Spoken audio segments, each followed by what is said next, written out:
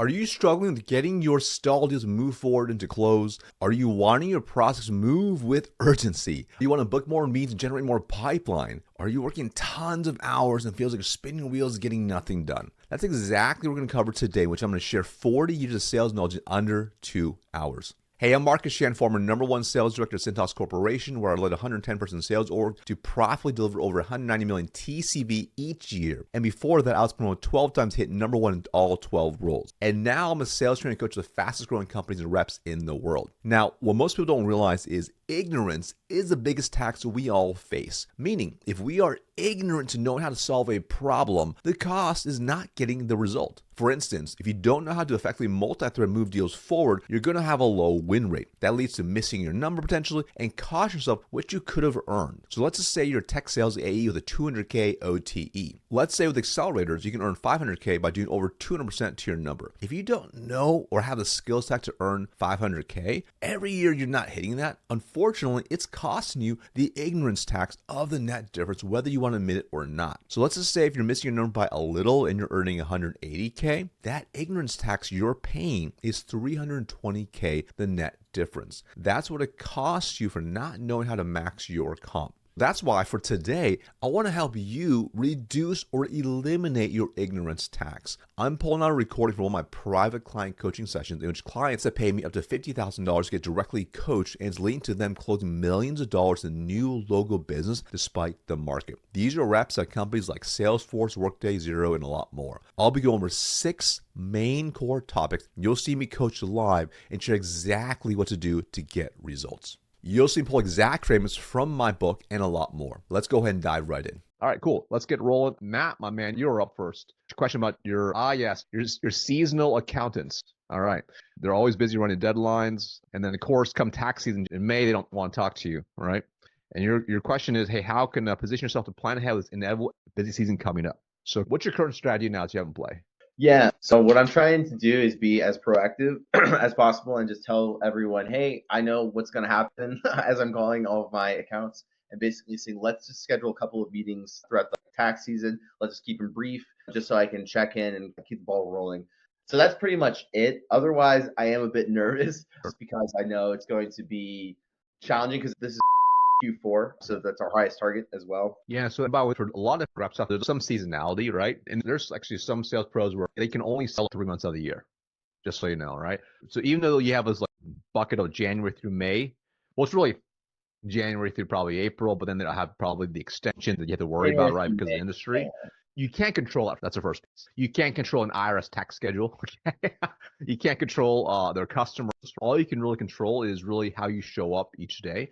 And the biggest thing you can really do right now is literally focus juicing your pipeline up. That's the biggest thing you can do, which is like literally starting now, because you're going to already start getting your holiday objections on top of the tax season objections. So your goal now is, first off, I think you can leverage a couple things. Number one, having time now, because they're going to be too busy if they try to push you off to January 2nd. That's the first thing. They're going to say, hey, listen, like Matt, why don't you give me a call in the new year? And you can say, hey, listen, I work with a lot of different accounts. I'm making a guess right now, Marcus, come January through, let's call it May, because your client's a tax season, you can be even crazier. So I hate for us to delay even longer because we have potentially some opportunities to help you if it makes sense to switch over from over to us. That'll actually save you some money. So if you have some discuss more detail, how's this come Thursday at 8? So my point is you want to create that urgency now to have a conversation, right? That's the biggest thing. And then at the very least, if you can't get those meetings, you want to be able to nurture them. And you can still do the thing you mentioned, you do your best pre-plan to try to like book meetings throughout that quarter. But that's a reality of it. Okay. That's the first piece to it. Any questions on that? No, it's all good. You just have to you just have to put in more of the work now because you know it's going to be a real obstacle for sure.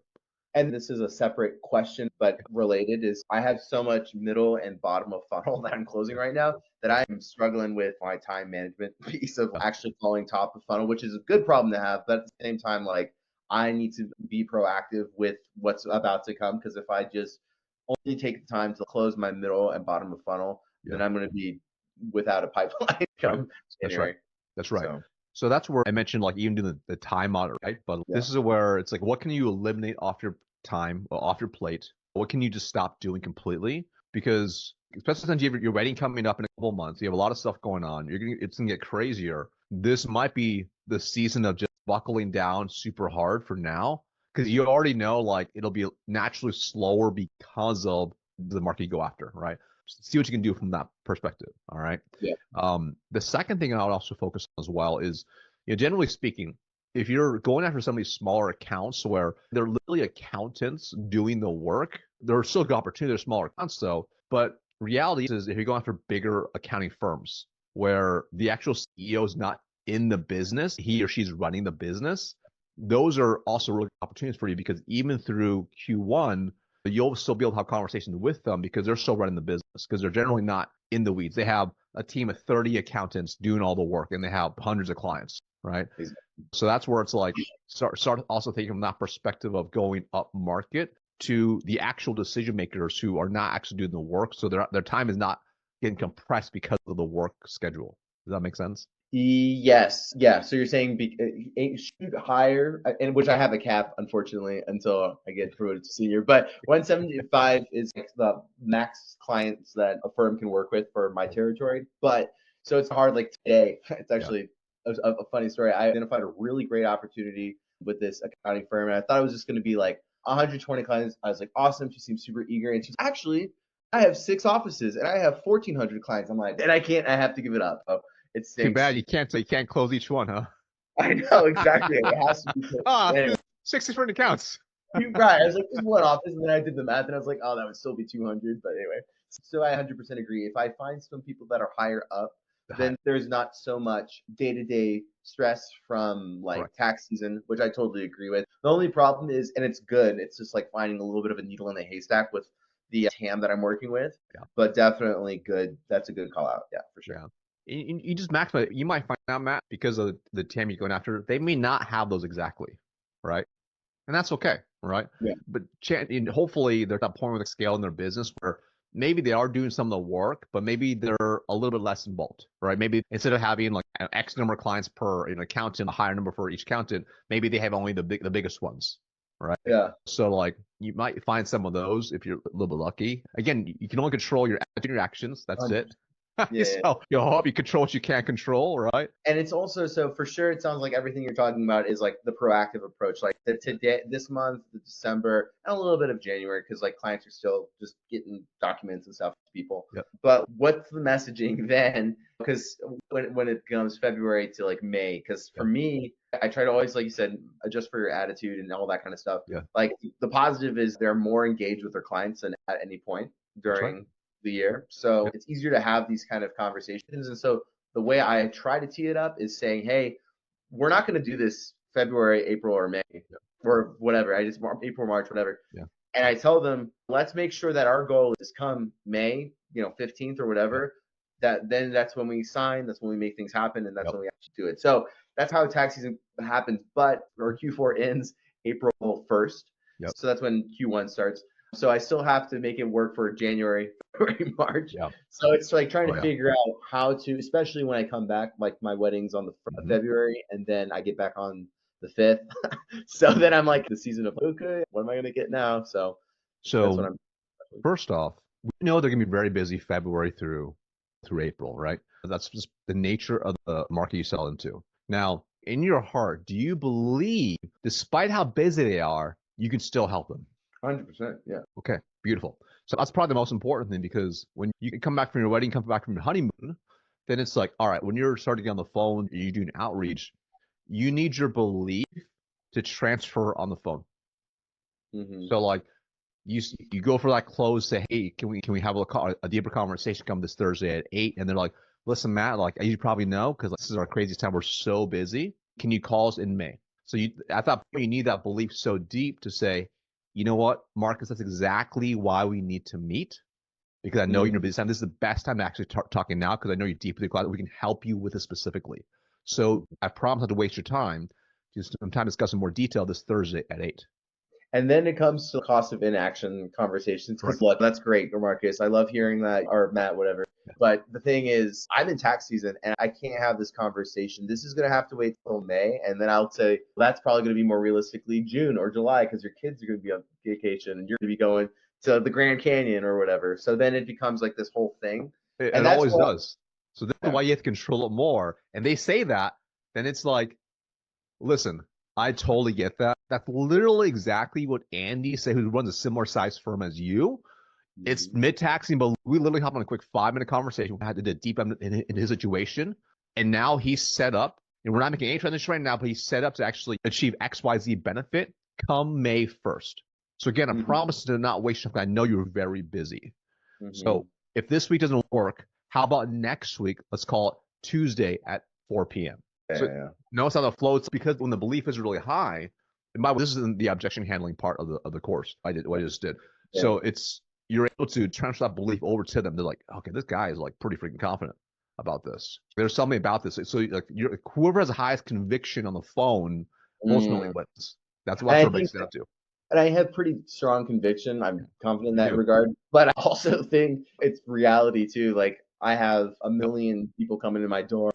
Like I myself, because then I'm an empathetic person, so I'm like, I would be pissed if someone's trying to sell me something when Yep. I'm in my busiest season. So then that's where my conviction takes a little bit of a hit. Not a lot, but just like a tiny bit. Because I'm just like, yeah, I get that.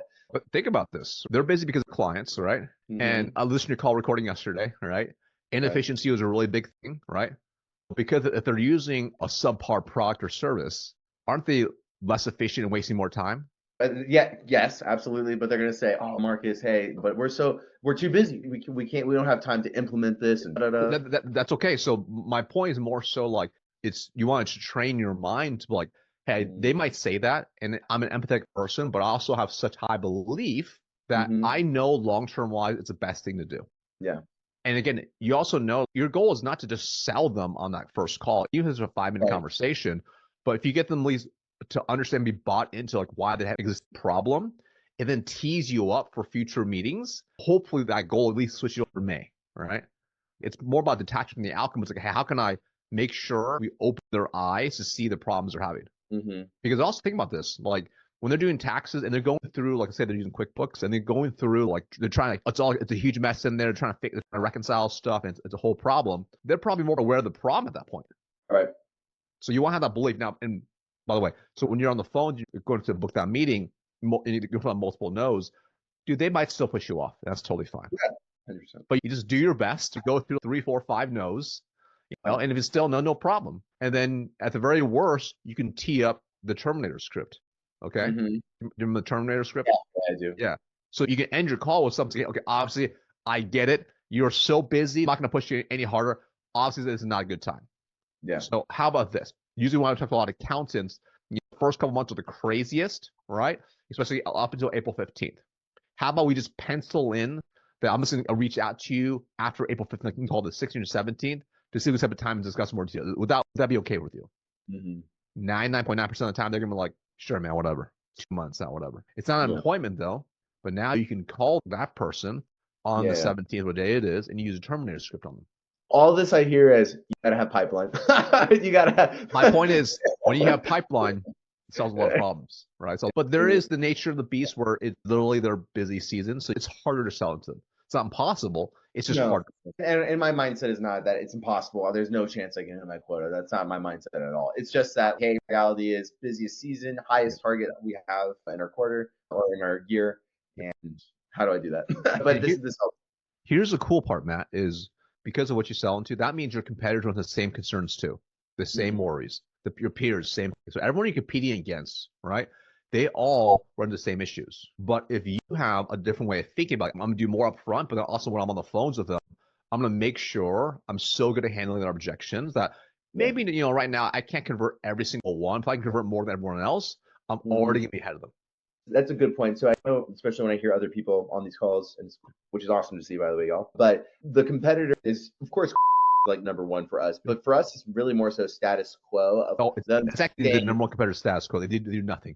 yeah, and so that's the challenge, right? It's just like, hey, you're doing this thing that's really inefficient. You're so stressed. I can hear you don't even want to have a conversation with me. That's the reason why I'm trying to call you in the first place is to help you with that. Hmm. So it's a little bit, yeah. So I it's hard, and that's the competition because they're so overwhelmed, and it's hard to get them to like to take a moment to just illuminate what could be for them. And you can't do it on a cold call. No, for sure. On the cold call, I'm trying to get off the phone as fast as possible on the cold call. I'm trying to lock the meeting up because I know that they're not in a state of mind to be thinking about their problem. I can't really illuminate pain points on the call. All I can really do is come with a really clear point of what's going on, how I can potentially help them. And my goal is I want to book that meeting with them so I can do a deep dive to really validate that point of view, to provide them that value. So actually, in my opinion, I think it's not good to measure talk time or how long the call goes, because you can have a 15-minute cold call, but if it doesn't go anywhere, who cares? Unfortunately, have cold call like it's very rare to be an exec who has that much time to talk to a cold call. It's like usually like someone mid or low, and I'm thinking like, oh, what a great conversation, but it doesn't go anywhere. What a waste of my time and resources, right? So I share that with you is you are going to run into that concern objection, but all you can control is how well you run that cold call, how well you handle their objections, and you go for closing that meeting. That's all you can really control. Because at the very worst, you'll still have to not have a real conversation until after the season's over. Yeah. Like at the very worst, that's all it's going to be, right? So that's why I asked you first if your belief is really high. When your belief is really high, then you're willing to lean towards just kind of push them a little more, if you will, and have a little more, for lack of a term, aggression in it, because you can help them. Yeah. Okay. That's super helpful. And I think the belief stuff, have a big pipeline, and manage my time. That's like where I'm at right now, but it's all good. So trying to. Dude, you're a stud. Yeah. I got complete faith in you. Come on, man. You're 2x the second place person. Yeah. Awesome. You got this, man. I believe in you. I appreciate it. Yeah, that's super helpful. Yeah, I think that's it for me. So thank you. Rock and roll. Zame Damery, what's up, brother? Hey, yeah, I think I got 10 minutes to perfect. So before I had to hop on the call, but I actually forgot what I wrote. Don't worry, I got it pulled up, brother. I got you. I got your back. Okay. You get some all email metrics. First, you have a low pickup rate, 161 dials, 3 connects. Okay. Just in 2 weeks alone, yeah. Just in 2 weeks. And remind me again, because your new company now, it's all enterprise, right? Yeah, it's all enterprise. And for me, I'm just so pumped up. And I'm like, dude, this is tough.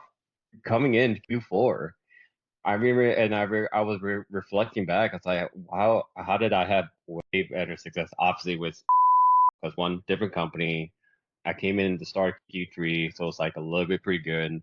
And I'm trying not to make excuses, but at the same time, this is tough. I'm gonna pause you. You're beating yourself up too much, brother. You've only been there for 2 weeks. All right, like you're being hard. I know, but it's just don't be hard on yourself.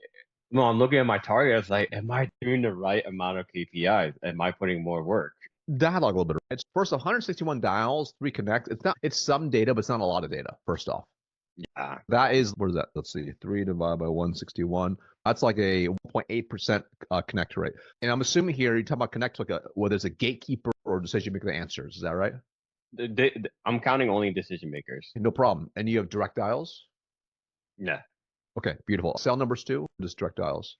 Cell numbers as well. I'm using which I don't like. Hey, you can't say it. On call, he's not gonna be very happy. Sorry, dog, he's the number 1 AE over there. Come on. Okay. Dog.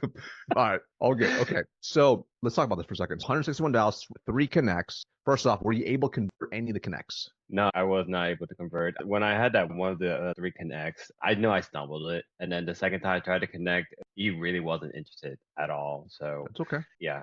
That's okay. You're not going to convert 100%, right? So if you can convert even 33%, that's not bad, right? Because average 20% conversion. Okay, so I think the first piece, if you're going to focus on what you can control, is making sure your talk track is nailed, practicing it, and also objection handling. All right, so you can just at least work on that. We don't have enough data yet because, again, 3 conversations doesn't tell you anything. It could also just been 3 bad calls, right? It could have been 3 bad days those guys had, right? Guys or gals had. So that's not enough to determine that, but you can control that. The second piece to think about is the other 158 dials you made. Did you run the voicemail play? I would say like 30% I run the voicemail. So that was another thing that I was really hesitant. How do I actually leave a voicemail? So let's just say I'm calling Marcus Chan, Marcus Chan, and I say, hey Marcus, I'm calling in regards to, do I say my company name or do I actually say your name? I mean your company name. Good question. So remember, the reference is going to be ideally a similar company in their space of similar size. Okay. Right? That's a customer of yours. And you guys have a proven product, right? It's a customer. So it should sound something like this tonality. Hey, Marcus, it's Zame. I'm called reference to ABC. Please call back my cell, whatever your number is. Again, my cell is, thanks. Click. I was confused about what I put as a reference because I think I've been doing it absolutely wrong. Got the right tonality, got the right pace, and know how to say phone number and then thanks to get them curious. But I think when I say the reference, I say either my company's name or I say their actual company's name, which I think that really will that would Well, that wouldn't make any probably sense. I know. I've been screwing up the voice. I'd be confused, like, what's this dude calling about? But you don't want confusion. You want curiosity. Curiosity Exactly. creates human action. Hmm. So what you want to think about is, first off, I could have sworn you're running the same play. I did. That's why I'm trying to really And didn't you get recreate, and callbacks when you ran that play? I did. Okay, So all right. I just want to make sure it's still applicable almost 2 years Yeah. later. Dude, I've been running this play for over 15 years. It so- crushes. And that's why I'm always laughing, like, how much of this works? Because you haven't done it well enough. It's simply that. Yeah. But back about the voicemail, I think that it's going to be a huge game changer again. So I had to say in reference to your competitors. So if I say it's like your It market doesn't have to be a competitor. So people get weird on that, right? So ideally, the most ideal, I think, that have the highest conversion is going to be referring a similar size company in the same industry that ideally is not a competitor. Some people get really weird about competitors, right? It can be a little hit or miss. I'm trying to really think of an example. So if say if I'm calling Kellogg's, Yeah. okay. So if you're calling Kellogg's, which is it's breakfast cereals, right? That we're talking about. Mm-hmm. Yeah. I probably wouldn't reference probably General Mills. I mean, you could. It just until you know the industry so well where they're cool with it. So in some industries you sell into, they're really cool if you work with a competitor. In fact, they want to hear that. And I don't know if that's gonna be the same for in what's considered in food. For example, if I was to Kellogg's breakfast cereal, what's maybe another food company that's not breakfast? Tyson's, like meat. Perfect. There you like go. that. You can see there's, oh, cool. Hey, I'm calling for Tyson. Interesting. That's interesting. What's that all about? Or, and this could potentially could be complementary, right? It could be like, I'm talking a lot, I'm making this up. It could be you reference a large food processor that does fruit, like blueberries. So it's very complementary in terms of breakfast cereals and the fruit that potentially can go with it, right? Okay, all right. So those are some examples right there. When in doubt, if you're not sure, you could try a competitor. Yeah. So for example, hi Marcus, it's Zane. I'm called reference to General Mills.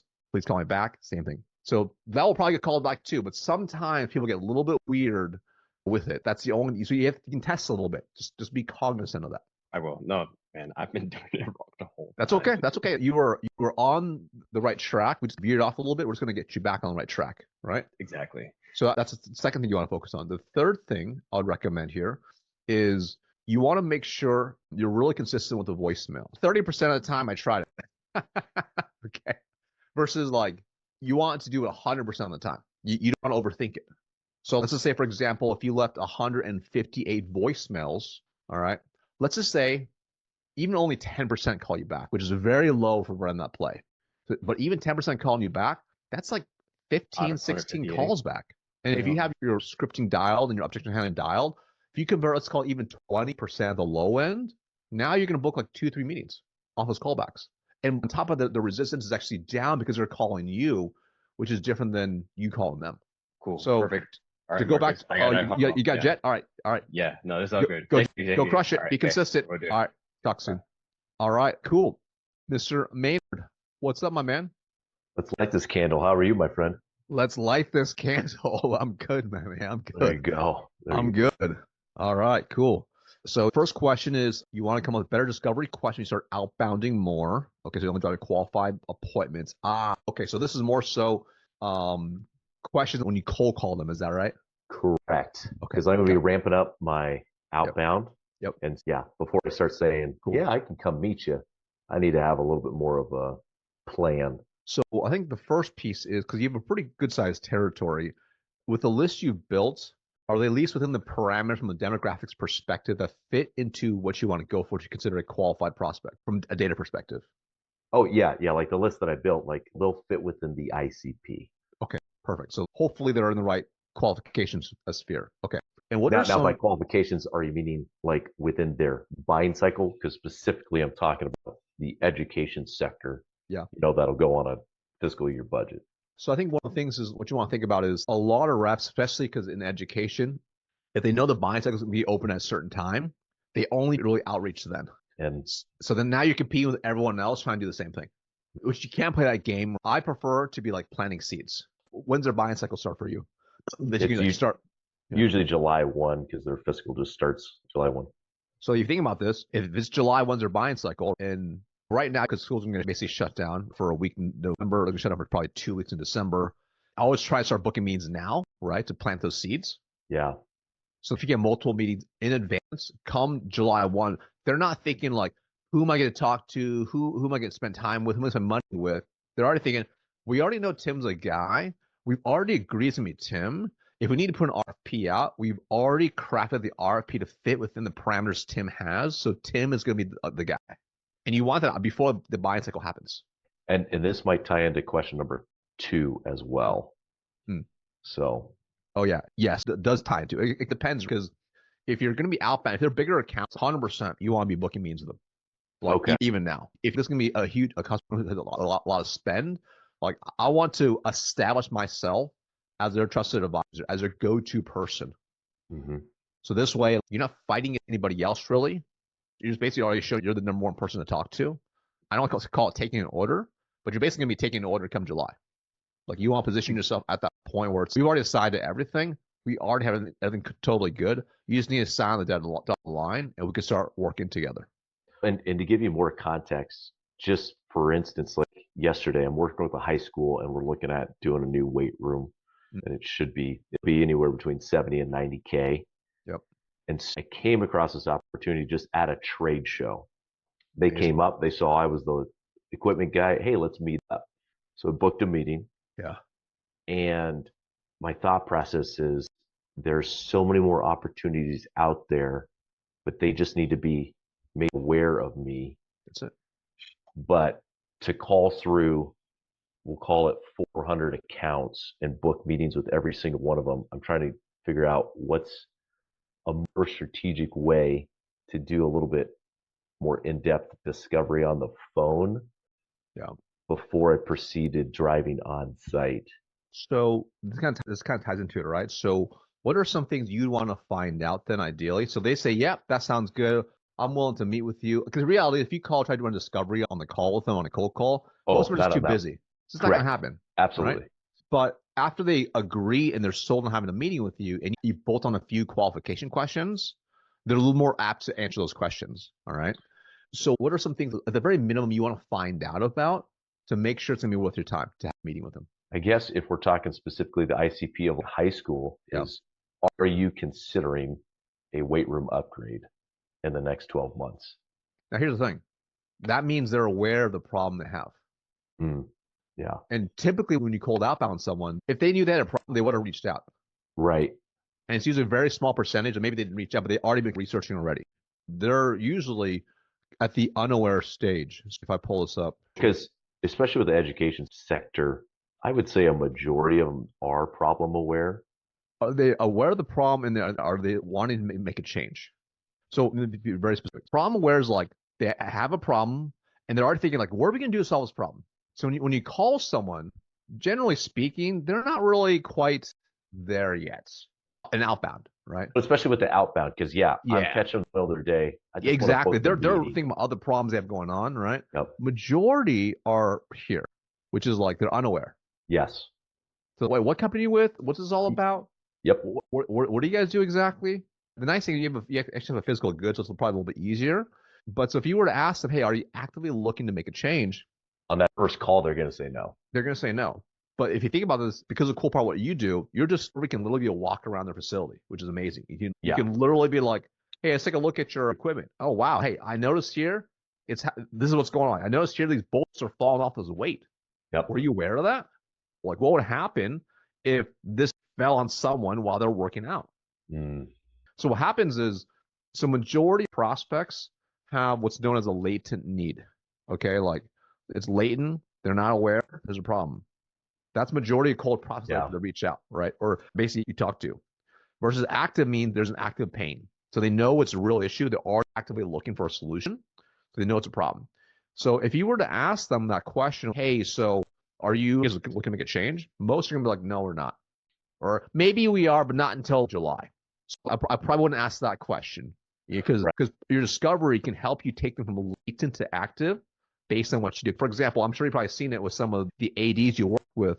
I'm sure some of them, an AD is really on top of it, might look at a little bit of minor wear and tear, but we have to change this. Versus some other people are like, it's fine. Or it could be falling apart. They're like, I think it's okay. Like Right, in yeah. their mind, their standards of replacing is just so wide. We just have no idea. So I think I probably went thinking about that. What might be some other qualification questions that you're thinking through? So I guess I'm just trying to think of if I were to start heavily outbounding. Basically, I wouldn't want to ask. I guess what my thought process is let's say I've got 400 accounts I'm going to call through. Yep. I think I would just want to get them all booked with a short discovery call to then book an on-site. That's right. Yeah. 100%. 100%. I'm just trying because I've been running into a couple They do Zoom times. calls, right? These ADs. Yeah, they should be, but I haven't done it with them yet. So I think if I can just bridge that gap to start doing, that'll put me so much ahead of the game. Yeah, 100%. Because the cool part is in your hybrid role where you have a mix of in-person and virtual, like 100%, you should definitely just book that meeting. If it's unknown, book it on Zoom, right? Maybe that's what I should. Tool you want to use, and then this way you can run the discovery on them. And if it makes sense, you can schedule a walkthrough of the facility as well. And it doesn't have to be necessarily a pain, right? Like, say, or it doesn't have to be like there are actively changes, but they're like, you don't thinking about it. We're not really sure yet. It's a mix of old and new equipment. You can say, hey, so okay, if it makes sense, you might potentially be open to maybe making a change. Is that right? Yeah, potentially. Okay, cool. Maybe let's do this then. So let me look at my calendar. I'm already going to be in XYZ area on this time. How about we schedule a facility walkthrough? We'll just do a walkthrough. Show me your weight room, and I'll just tell you. If I'm thinking you make a change, then you're totally good. You'll save that budget for something else. But if there's some opportunity to maybe either replace a couple of things or make it better, I can show you that too. Would you be cool with that? Cool. The discovery is a little bit different, right? Yep. So you can definitely do that for sure. So that tour is just a discovery. It's a further discovery is all it is. Exactly. And I think and this is good just to walk through this with you out loud, because first initial phone call is to book a Zoom discovery meeting, because I just need to be efficient with my time, because all of the travel, as you're just sitting in a vehicle. That's right. So if I can figure out a way to make sure that I'm outbounding to all of these ops, but I'm being efficient to where I'm actually going to be on site with. Okay. So now I just need to think through what specific questions I want to ask on that first discovery call, which I can dive into that more. I'll run the discovery call. Yeah, exactly. Because I'm thinking from a qualification perspective, the only thing I really would care most about is having more decision makers at that meeting. Absolutely. That's the biggest thing for me. I'm like, I need the right people on the call with me. So you can build that into your cold call still. Okay, tell me more about that, because that is something I'm trying to get better at.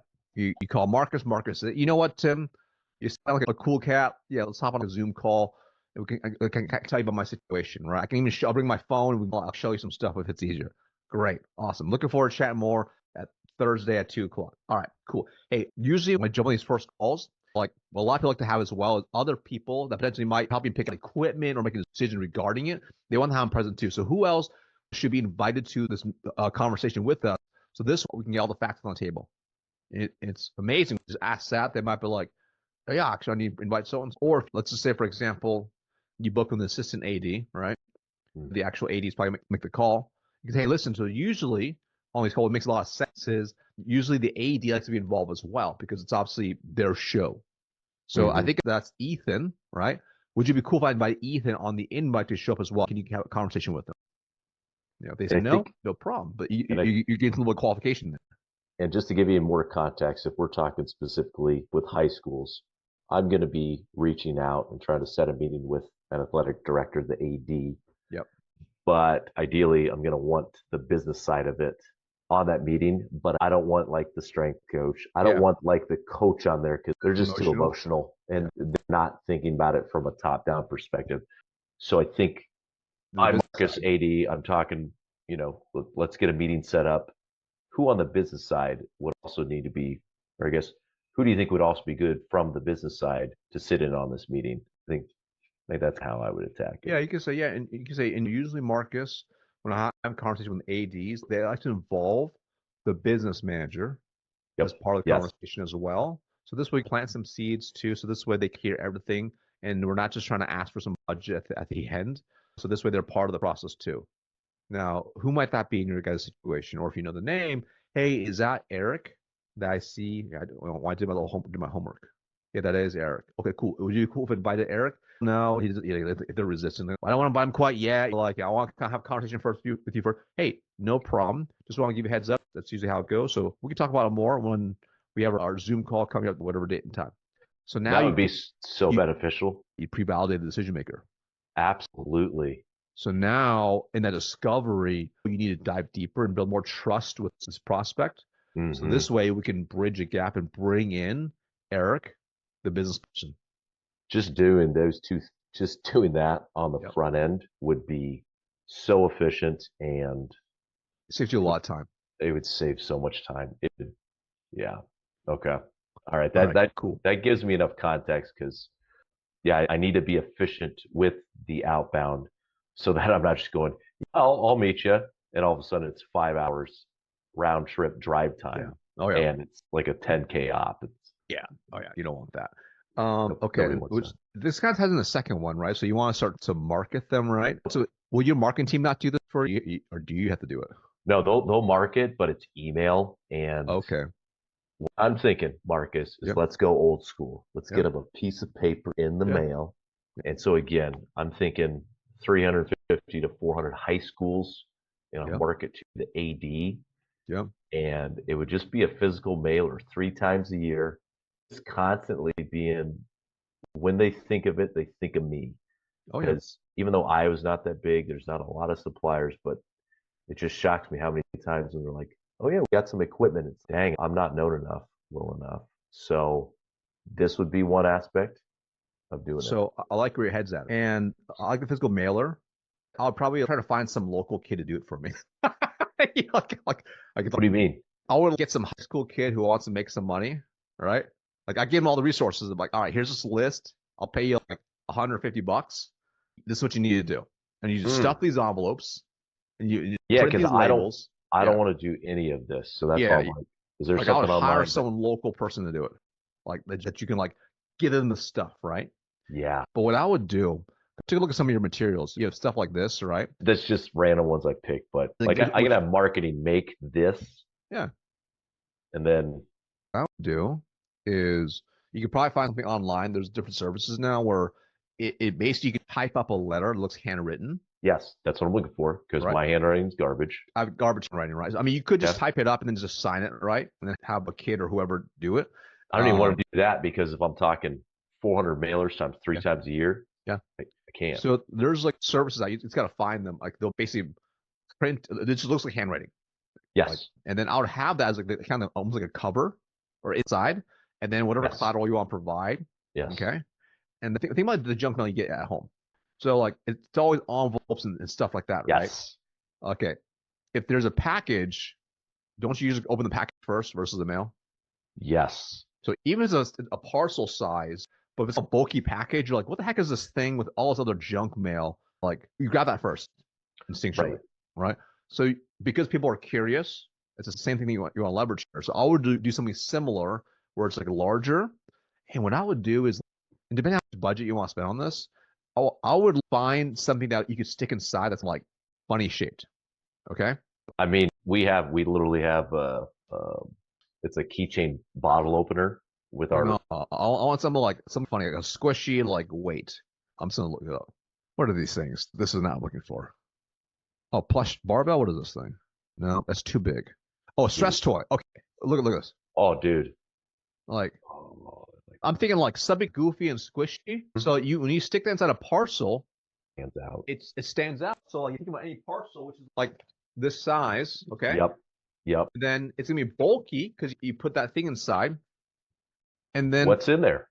What's inside? And they open up like, what the heck is this? Oh, that's cool. So you can address it in your letter, right? Or you can talk to your company like getting some of these and printing your logo on it, right? And even because I'm just trying to think of some of the swag that this isn't unique, but have a bunch of koozies. And koozies are okay. So they flatten, that's a thing. Yeah. So you want something that is dimensionalized. Yeah. Because what happens when it's dimensionalized, a looks like Carrie dropped scribehandwritten.com. See, that could be. Thank you. This is what this looks like. Look at this. Now we're talking. Yeah. Good drop there. Good drop there. Thank you, Carrie. Thank you. Yeah, you So have that 10 on the looks like it's robotic. yeah. Oh, see, I love that. I'm gonna start using this. Something squishy. It's dimensionalized to the packaging. The reason the dimensionalized is really important. So I see something very similar. So when it's dimensionalized, when they get other mail, if it's on top, it slides down, right? And whenever you have a bunch of stuff, it slides down. So usually it goes on top. Even if they don't open immediately, they're like, all this other stuff looks the same. These envelopes. What's this weird package here? That's the first thing that you always grab. Totally.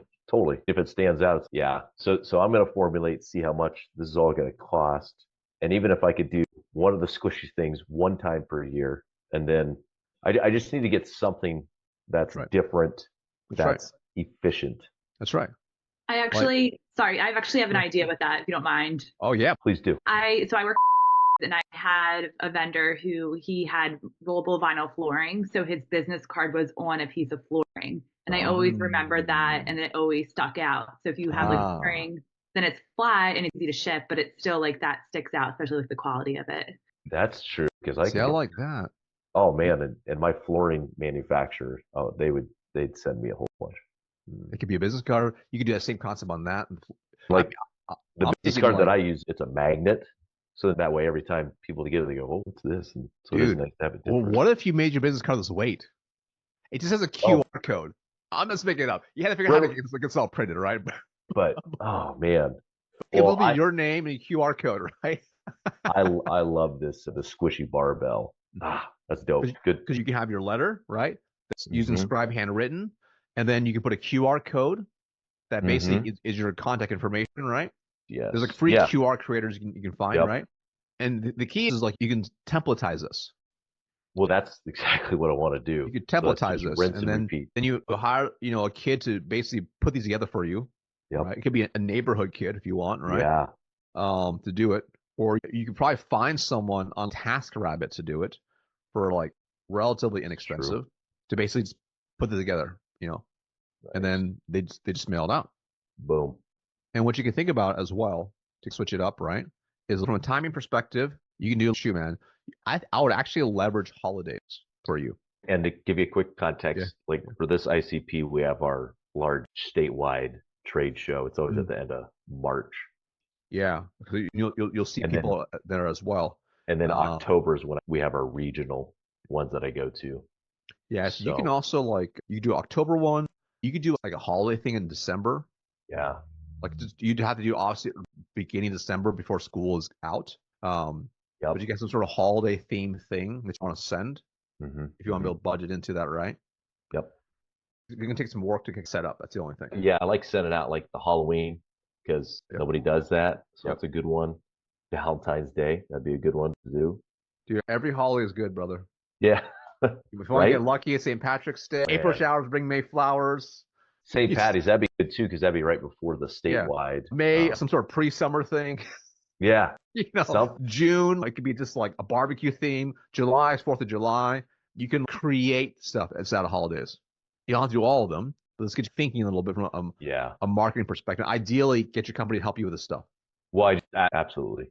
Just because I need to think, this is one of my main 3 ICPs would be the high school athletic directors, and I just need to think differently on how to get on the radar, just because they're just all day, every day getting bombarded by parents, vendors, coaches, athletes, admin, and so no one's sending them a squishy weight. Yeah. How much influence do you have on the marketing team at your company? Because you've been there a while. Pretty good. Yeah. Would they be down to do ads? I can't remember if we currently ads on what social. Because your target market's not going to be hanging on LinkedIn, but they'll probably hang on Facebook, Instagram, maybe even TikTok. I think they would. What you can do is on Twitter as well, but I don't think. You can do Twitter as well. It could be hit or miss. Yeah. But what you could do is this is a marketing play. You can just talk to them about, which is you take your list, right, and all the information. You can upload it as a targeted list into these platforms, and then you can run ads that drive towards them, right? So usually it's relatively low cost because you already have the lead data, and you're saying, hey, these 350, 400 people, these ADs, I want you to put these ads in front of them. It could be You can have Nope. awareness ads. Okay. You can have conversion ads. So there's many things you can do with it, right? So for instance, an awareness ad might be like, because I think it was probably a couple months back, show me some of the stuff they do on LinkedIn with some of the really cool before and afters, Yes. right? Like the ones with the custom like mascot or the color themes, those are pretty badass. Very visual. Yep. Like being able to utilize that as ads can be very powerful. So like just even as awareness. So you're just driving those eyeballs towards them. Mm-hmm. No, absolutely. So basically, get my team a list of first name, last name, and I guess Emails. what data do I need? You need emails. I need their emails. Okay, yep. I get that because it's all public sector, so it's online. Yeah, you get all the emails, so you need that. And you can test to see how well it does. Are you able to look, like if you look at Facebook right now, can you see if we are currently running ads? Yeah. Because I think this is where my ICP would probably most this is where they hang out. Yeah. Okay. This is what we should be under. Just because I want to see if our retail side of the house. There you go. You guys are running ads currently. Okay, we let's are. take a look. Okay. Let's take a little peek. Let's see what ads you guys are running. Take a sneak. Maybe so they're already running ads. And this is our retail side of the house, so like stuff that goes into people's homes. But this is so they're already they're driving people to go to the store, right? These are B2C ads. Okay. They run a lot of ads, so they're going to know all about this. Yeah. Can you maybe check real quick, see just to see if our commercial arm does it? And thank you for looking at this. Well, there we go. So I guess we probably just run it through the retail side. Okay. Yeah, you probably just run it through that. But still, we're definitely running it there. Okay. I mean, you guys are running it for sure. Dude, I would talk to them for sure. Because that would be huge. Yeah, if I could, oh man, if we could start targeting them. All right. Yeah, I'll get with my marketing team. Yeah, because you can have them do like targeted ads, awareness ads, conversion ads. You can also have them do, if they probably have their site pixeled, which means like they have some code on there, meaning they can send ads to people that visit certain pages. Okay. For example, if they visited pricing pages on the site for the commercial side, you could say, all right, only show these book a call ads for people that visit the pricing page. Oh man. So it can do a lot of stuff with it because as long as you have the data for it. That would be huge because we do get both our internal website. I'll get internal leads, request a quote, but then also our manufacturers if they're on their website. Yeah. But if we could have something where if people go to the pricing that it follows them, that'd be huge. And those are pixel ads, right? Yeah, it looks like they're probably pretty savvy marketing teams. They probably already have pixels already on there, and they might only do it for B2C. So they may not be doing it for B2B. So they can run and see if they probably already have it pixeled already. They could try little retargeting ads with a low budget. But the reality is like, shoot, man, even if your cost to acquire a customer is like 10K, but if it's a 100K deal, you're still running what's called 10X ROAS, return on ad spend. So you're still running very profitable ad. That's true. So they could test and see how well it works. It can be hit or miss with B2B, but shoot, man, why not try it out? Because the market's already on there. Oh, that's huge, man. Just adding the ads component and then with what we talked about with the mailers. Yeah. Let's go. Let's go, brother. Cool, brother. That's good stuff. Good. Any other questions? That's all I got. That's all I got for today. I know I'll have more, but good to see you, my man. Good to see you. Keep crushing it. Keep attacking the day. Thanks, Carrie. See you guys. All right. Cool. All right. Cynthia, what is up? How you doing? Hi, Marcus. Doing great. Awesome. Great to see you. All right. Pull us up. So we got a deal review here. It goes to the sales cycle. So you have the Hacienda La Puente School District. All right. You met with the director, supervisor. Needs to be through real quick via Google Meet. They visit 2 sites. They got a dishwasher grant for 4 sites. Going to be by January 26. Okay. All right. You visit 2 sites, met the plumber team. The subject wants to find out how much it costs out of hood. Okay. So you had on-site with them survey on the 10th. And then you follow up to them by phone. All right. The person mentioned the hood question and electrical was returning on end of October. Okay. Do you happen to know who the person is that you're supposed to meet with? Do you know the name of the person and phone number? Yes, I know the director, then the site supervisors for each high school. Those are the ones that I met during the site. Yes. Cool. Did they give you any direct dials or numbers for the person that's on vacation? You know, what the electrical person, the maintenance person, it was not there. Okay. All right. And ultimately, you need to be able to talk to this person before you can provide like proper pricing to basically hopefully get locked up. Is that right? What I need to know is that, yes, like the electrical, that way I can recommend the specific equipment, and then we can go forward with the quotes. Okay, cool. All right, so you reached out beginning of November, confirm update, and she was in a meeting. Okay, do you have her cell number, like a direct dial, or is this an office line? For her, Yeah. for the site direct, no, Yeah. not a director, the supervisor. Yeah. I do not have a cell, so I can. Yeah, I don't have her cell number. Okay, and is the director the economic buyer? Yes. Okay, cool. And who is guiding you to talk to the maintenance guy? Is it the director or the supervisor? The supervisor. Okay. Not for me to talk to him. It's more Yeah. she's talking to the person. She's following up with a maintenance person to give me the answers. That was the next steps that we agreed on. Okay. And she was supposed to give me the answers. Yeah. Got it. Okay. So this is what I'll do then. This makes sense now. So do you have an email address as well, I'm assuming? Yes. Okay. So I would have an email drafted up. It'd be very simple, right? Because I saw here that pricing goes up January 1st as well. So we can like leverage this as subtle pressure. Okay. So you could say something like, and I wouldn't actually send it yet. Just you want to draft it up, and then you can literally have the subject line be like hood, because that's what they're trying to cover, right? The hood. So it could be like, hi name, just tried calling you. I haven't heard the update regarding the hood from your maintenance guy yet. Reaching out to I do want to give you a heads up that all our pricing does actually go up come January 1st. So I want to make sure if we're able to find the best solution, that you get the best possible price. Okay. Can we hop on a quick call to address the hood situation? Thanks. That's it. So you have that drawn up. Don't say quite yet. And then are you going to call first? And then are you getting voicemails typically, or are you getting like someone who's answering? Someone is answering. So I only try calling back twice and then one email. I see that they open it. Yeah. Okay. So she's opening it. Great. What I would do is I would call again. When's the last time you called, by the way? Monday? No, Monday. Tuesday. Yesterday or last week? I don't remember. I have to look at my hotspot. That's okay. That's okay. Give it a little buffer, so at least a 1 or 2 day buffer. So if you called yesterday, I wouldn't call again today. I just called like tomorrow. So at least a couple day buffer.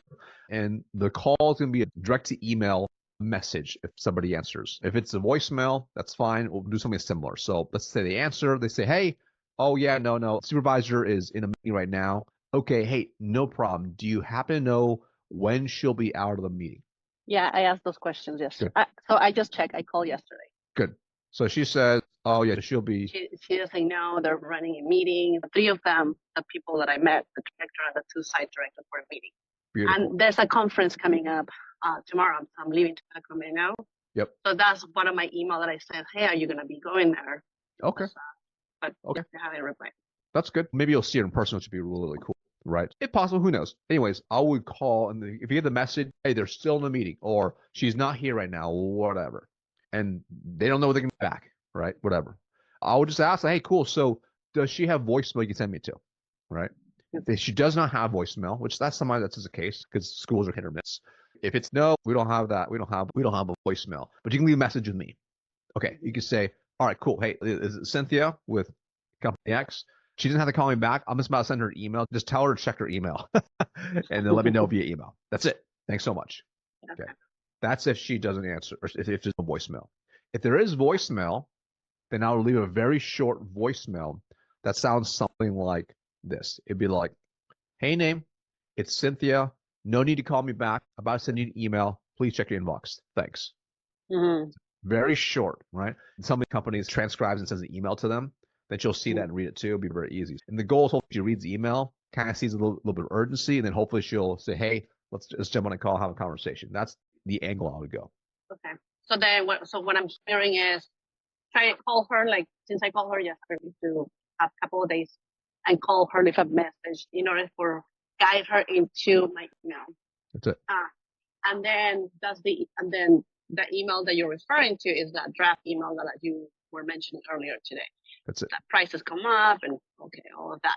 Now the question is, so that's the site supervisor for one of the high schools. So then should I reach out to the director?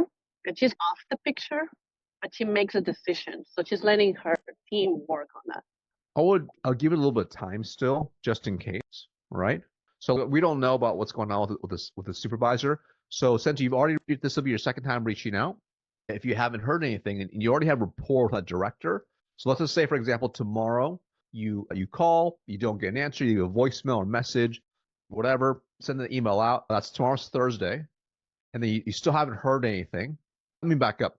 Yeah, I'll wait till probably Tuesday because there's a conference as well. In case maybe she's at a conference, who knows? Maybe you don't see her, but maybe it's just busy. Give her till like at least Tuesday. If you still haven't heard at that point, I'll reach out to the director.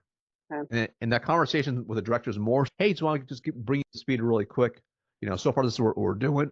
I do want to give you a heads up. I'm waiting on one last thing to finalize pricing. We haven't got that yet, but just want to give you a heads up is, all our pricing does go up come January 1st.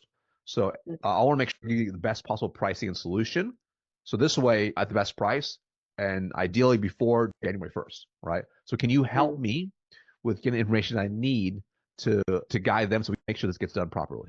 Okay. That's a focus on conversation.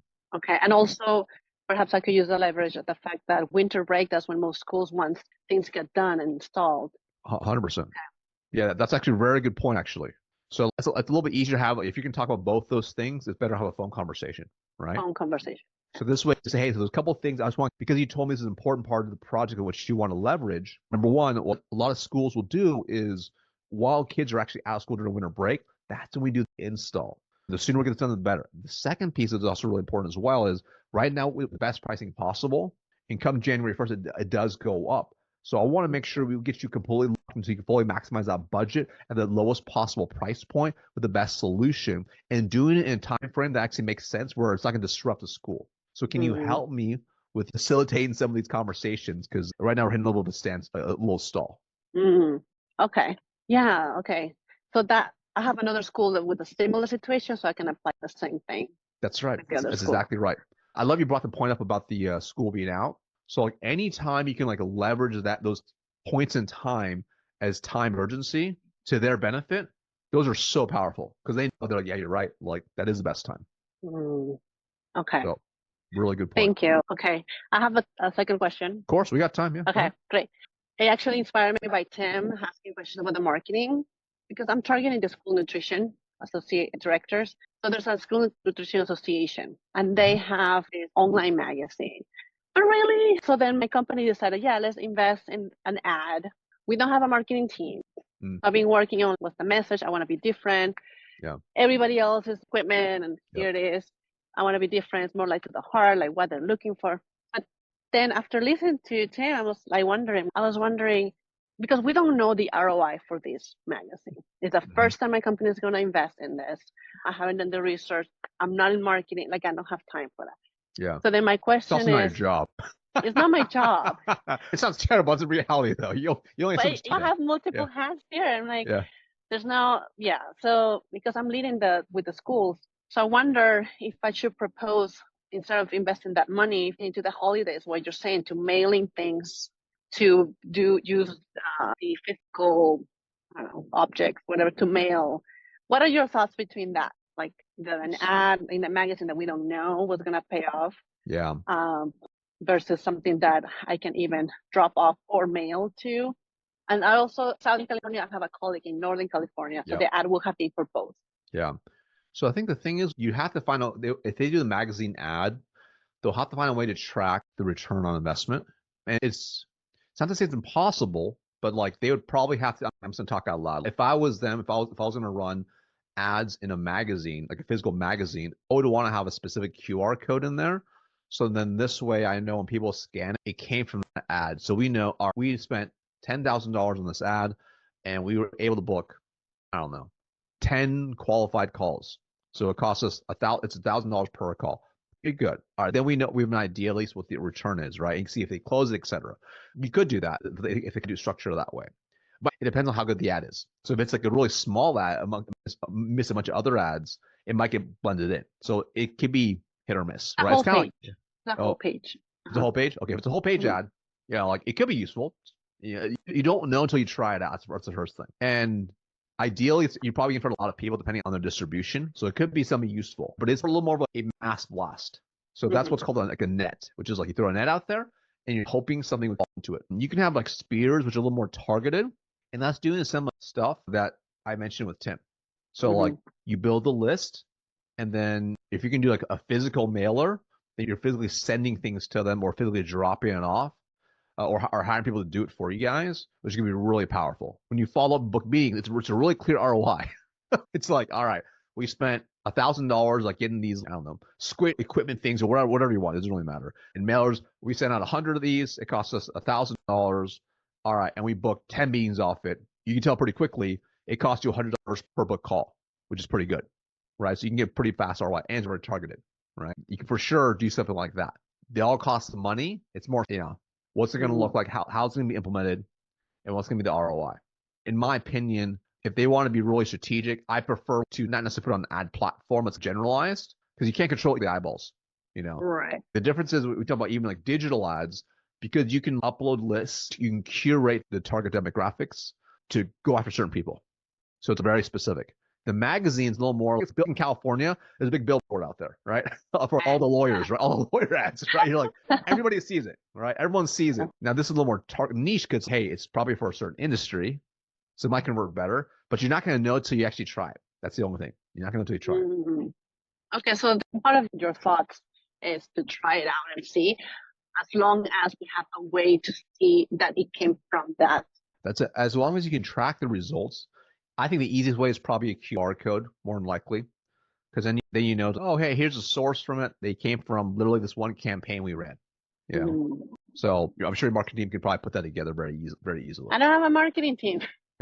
I'm sure, whoever's going to run it. They're looking into hiring someone, but until they do it. So the QR code will take you to a link. How would you track it? Like in your experience? There's a couple things that you probably would have to do. Probably have not a general website to go to. I'll have a landing page specific for that campaign. Okay.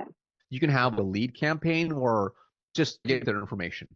Or you can have it will cost more per lead, which is a book a call campaign. So like when they get to whatever page, their only objective of that landing page is to book a call versus a lead magnet's like they basically go to a page and they want to get some sort of high value resource for free. Oh, yes. When they say like the white papers, put in your email and address. Exactly. But it's got to be something that they actually want. So the difference is with a lead campaign, you'll get lower cost per lead, which is great. But is it going to be the right people, right? Is it going to be qualified leads? Depending on what stage they're at. If you do a book a call campaign, then they have a specific need they're trying to solve, and they're deeper in their journey of wanting to basically buy, which means your cost per lead for that call is a lot higher, which is okay. But like, all right, if we're going to sell a piece of equipment for $100,000, even if it costs us $10,000 to book a call, once we back out paying Cynthia and doing everything else, they'll still make 40% margin on it. They're going to be like, whatever, great.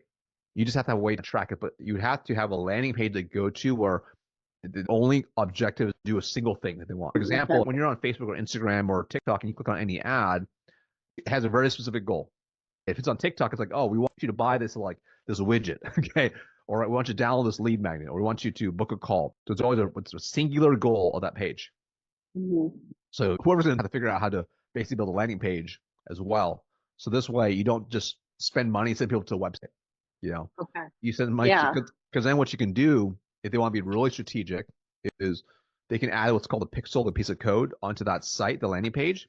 And even if they don't necessarily opt into a lead or they don't book a call, you can have back-end retargeting ads. So now you can show people a different ad now for people that showed up there. That's a little more advanced, right? So you can have someone who knows what they're doing to be able to do it. I only know because I had to do my own business. That's the only thing I know stuff. But you shouldn't be responsible for all that. That's a lot to figure out. You really want someone who knows what they're doing, because when you're running like campaigns, you almost have to just picture like, we're not gonna get this money back. Don't like about specific like a magazine type ad is you can't A/B test as easily with it being really expensive. So for instance, you could do the physical mailers and see how all it works and follow up and call people and nurture them. And if it doesn't go well, you can change some of the messaging, right? It's very easy to change. If you do a digital Facebook ad, TikTok ad, YouTube ad, whatever, if it doesn't convert well, the data is bad, you can literally just reiterate and create new ads very quickly, very easily, for much cheaper. And a magazine ad's like, we put it out there, we hope it converts. Yes. It can be like lighting on fire very quickly. That's a downside to it, but it can have a good ROI potentially. Yeah. Thank you for the insight. I'll have the conversation internally. Good stuff to think about. I just want to acknowledge that I've been doing the scripts, discovery calls, all that, and it's paying off. Like I'm getting Awesome. more discovery meetings, I'm getting more on-site meetings, and yeah, so great. I All love right. it. All Keep right, rocking. Marco, thank you so Keep much. crushing it. All right. See ya. Thank you. Bye. All right. Cool. Okay. All right. We have one last question. Ethan is not here. I'm going to cover this in a second. Let me make sure though. Andy, any questions you have before I obviously cover Ethan's question? Yeah, I guess I'm drinking through the fire hose a little Totally. bit. That was a lot for today's call for you. God. And it's also I just didn't have a ton of time. I got through I think 5% of the first video, but I still need to go back and listen to it. And I wrote notes down, but it's just a lot to absorb at once. But it's all great stuff, and I'm excited to jump into more of this afternoon. And typically on these calls, this is the format where prior to the call you send in your questions or a video, then you'll go through an order when they're sent to you, and then That's right. after that it's open Q&A. Is that the typical? That's it. Okay, cool. And then it seems like it's okay if you hop off early if you have to go to something else. Yeah, There's dude. no That's right. okay. Yeah, you Anything do else other that I should know calls. about the format, or is that a pretty good That's summary? pretty much it, man. They're pretty chill. We actually got more than usual. Usually we get like 2, 3 submitted, then we have open Q&A, right? Oh, So, okay. so today we actually had 5. Well, a lot of people sent a little bit last minute, which is fine. But Yeah. usually it goes in whatever order it goes, right? So if you think like if you're trying to plan ahead, I recommend is like, all right, if you're gonna be on the call, you have a specific question you want to ask. Like I'll submit it once you have a question in your mind. Okay, cool. Just do it as soon as it pops up. Yeah. So for example, Matt, or the first guy, he sent his 6 days ago. I could see. Nice. That's pretty And much then you don't majority. forget. Yeah, you know, majority of the day people before. submit usually within 24 hours because there's a reminder that goes out. Hey, tomorrow's a call. Make sure to submit a question. But if you do anytime before that, then you're gonna be totally good. And remind me what section that is. And I guess I can probably look back at the video. That might be easier. But for submitting the videos and questions. Cool. Good questions. I'm gonna pull up really quick so you can see it. Here you go. Oh man, Nathan, you're back. Good. Okay, I'm glad. We're gonna cover your question in a second. Beautiful.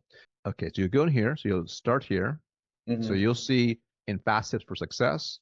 Okay. So you can submit your call reviews here. Because your call reviews is part of your package, right? So you can submit it here. And then for the coaching calls, you'll see like in the calendar, it'll send you an email to remind you. And there's a little link right here. Oh, okay, perfect. Click on this, boom.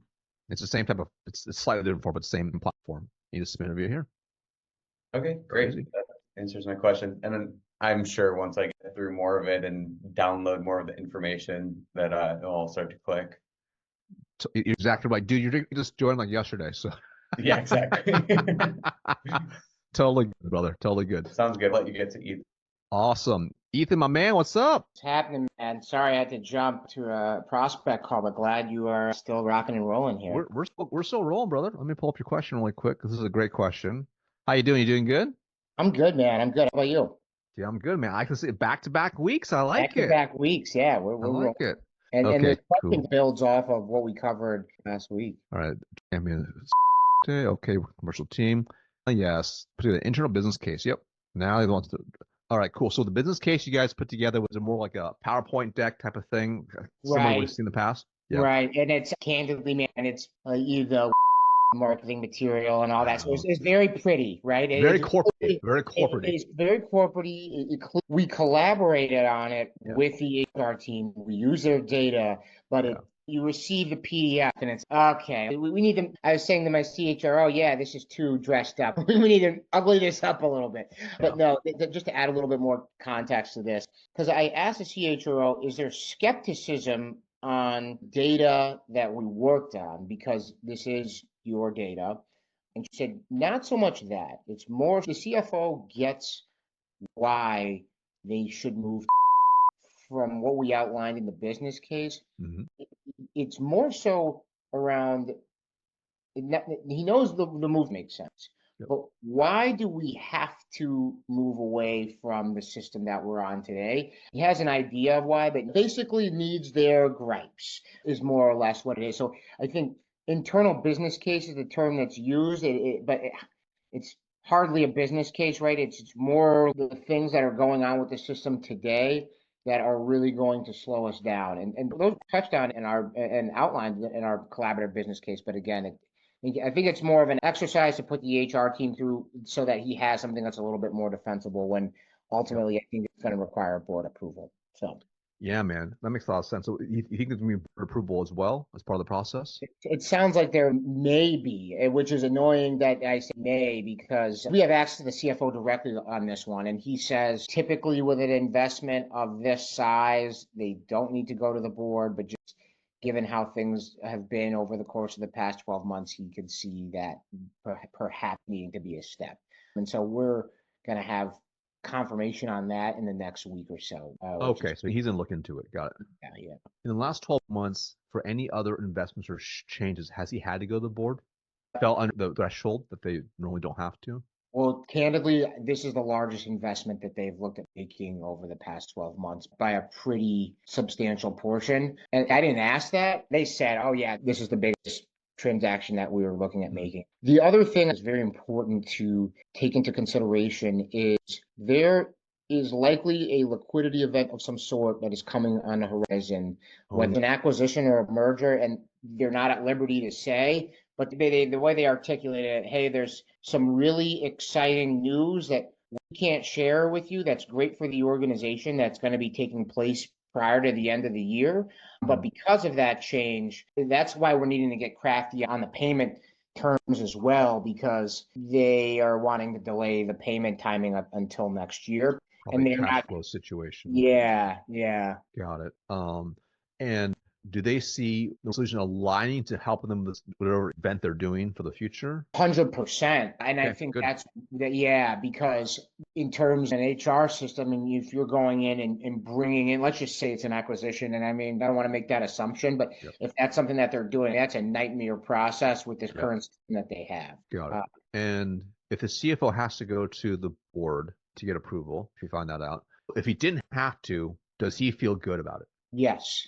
Okay. Yes. Okay, that's good. If we can come to an agreement on the payment terms, then yes. Okay, good. So yeah, so we and And really so all that being said, that's why this is almost like an exercise. Like, what are we doing here, man? Yeah, Like, I think this it's is just add an extra step is what he's yeah, doing.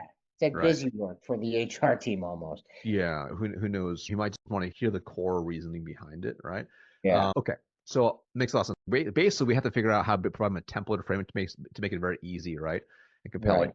That looks like their company's internal document. Do they have an internal memo template they currently use at all?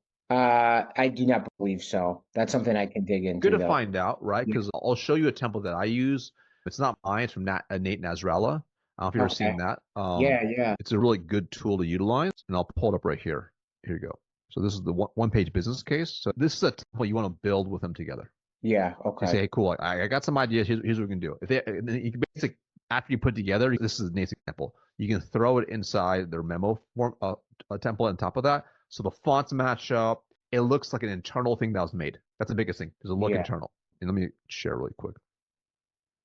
Actually, I'm gonna copy this page because you can watch this breakdown we did. Nate did such a great job explaining.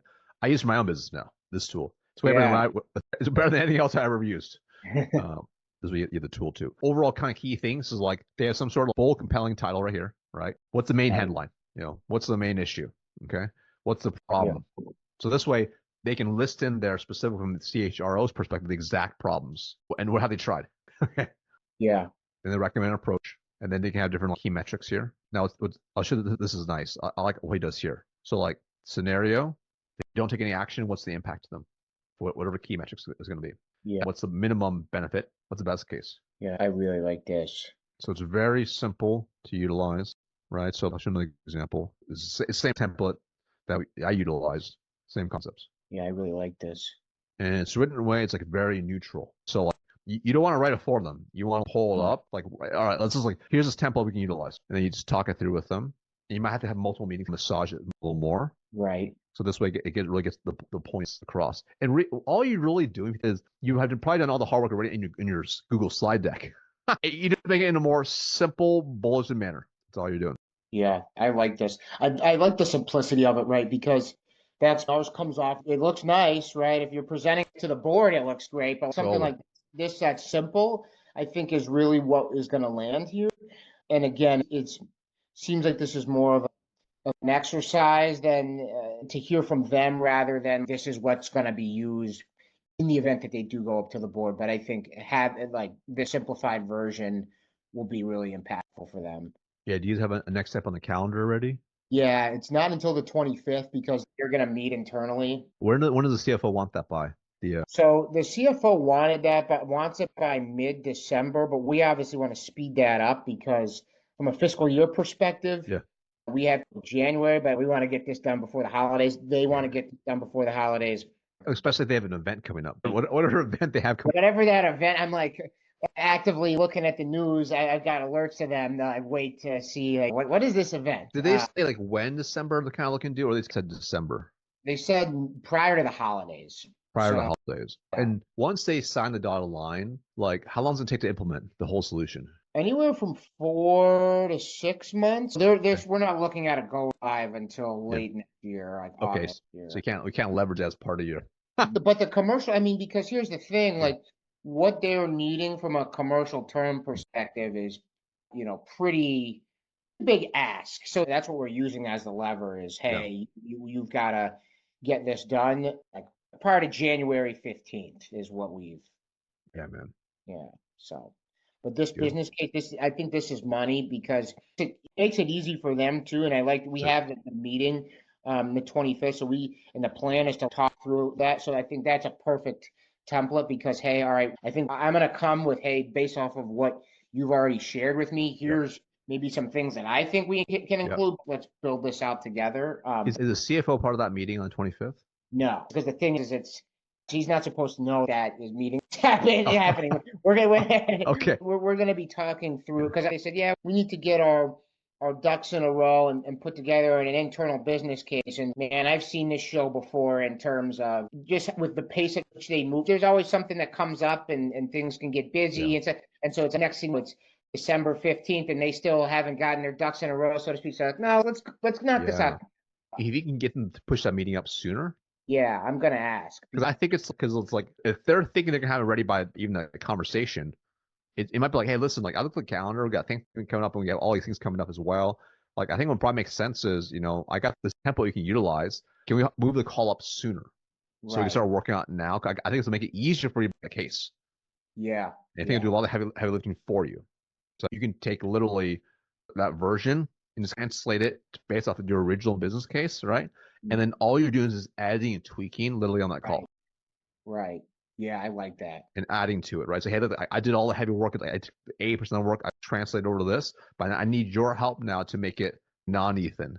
Yeah. Like, let's tweak this together. Yeah. So I think that'll help. And that'll probably remove some of that pressure off them. Because what if in this whole time they're thinking that they're trying to get it ready for the 25th? I think they're really just trying because they got a pretty big HR team for the size of organizations that we're working like 15 people, and everyone on the team really wants this, which is good. But I think they're going to be meeting with the team to really brainstorm all the things that they compile, and to have as much ammunition to justify the case. For sure. Yeah, my brother, cool, my man. Anything else? No, this is it. I'm super. Awesome. Man, so I'm glad you came back on. I'm like, I guess I'll have to cover this without him on, but awesome. Always a pleasure, my man. Talk super soon. Let me know how it goes. All right. Take it easy, brother. Yeah, we'll do. Cheers. Thank you. See ya.